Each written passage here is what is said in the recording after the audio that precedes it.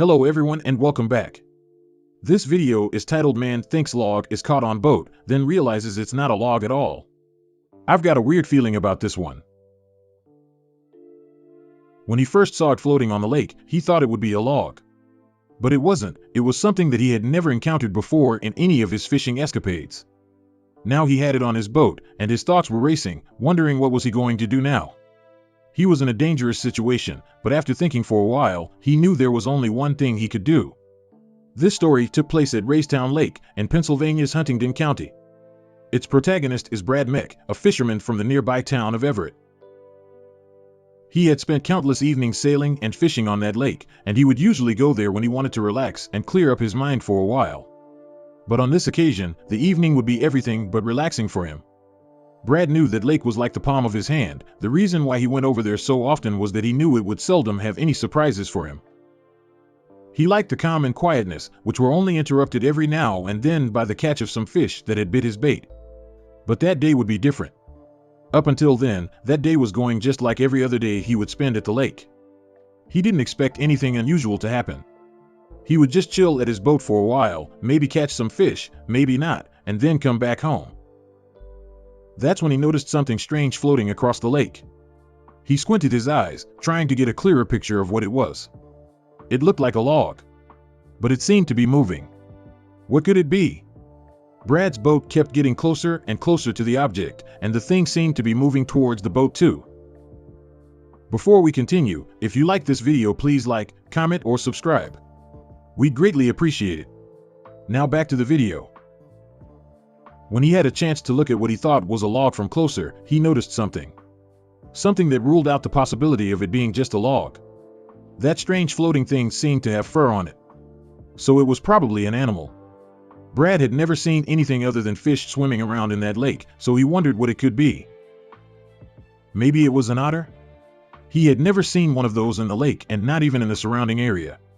So his mind kept racing through the possibilities. Just a few days later, Brad would have the chance to tell ABC News about the incident, and this is how he recalled it.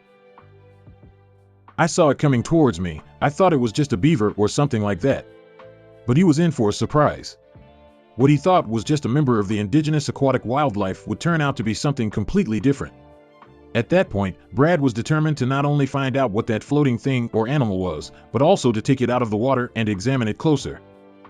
So he couldn't contain his excitement as the distance between his boat and the thing shortened. And when he finally had the chance to see what it was, he couldn't believe his eyes. It got closer, and I looked at it and thought, "Holy cow," he narrated to the press days later. Before, he had some doubts about whether he should take it out of the water. But now, he knew he had to do it. So he dipped his hands in the water, grabbed the furry thing, and placed it on his boat, while he wondered how it even got into the lake in the first place and what he could do about it now. It was a brown bear cub. The poor thing was in trouble. He could only see it because it kept its snout raised above the waterline. It had swum towards Brad's boat, almost as if it was asking for help. God only knew how long it had been swimming, or why did it even get into the lake in the first place. When he first grabbed it, Brad was a bit scared that the cub might react in a hostile way. Just as I was about ready to grab it, I thought to myself, "Please don't bite me." But the bear baby was as friendly as it could be. It was in trouble, and it appreciated that Brad had stopped by to rescue it. It was as calm as can be. It didn't show any hostility towards me. But aside from that, there was another possible danger. Had the cub's mom been near and witnessed the whole scene, Brad might have found himself in serious trouble. Female bears are known to be very protective of their offspring and aggressive towards anything they perceive as a threat. But luckily for Brad, they seemed to be alone in the lake. At least for now. But now, there was only one thing on Brad's mind, and that was what he could do to help the little baby bear.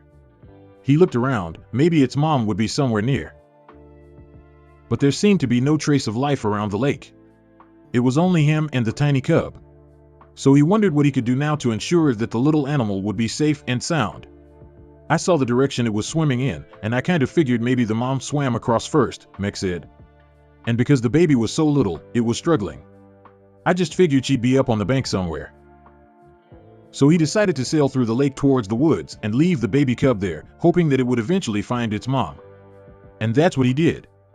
And as he released the baby bear on land, it looked back at him one last time before disappearing into the woods, as if it was thanking him for his help. The cub was going to drown if I didn't help it, Meck told ABC News. I never thought anything else other than getting it and helping it and taking it to shore. Hopefully, the cub and its mom can get reunited again. That's the end of this video. Thank you for watching. As always, if you like this video, please like, comment, or subscribe, and we'll see you in our next video.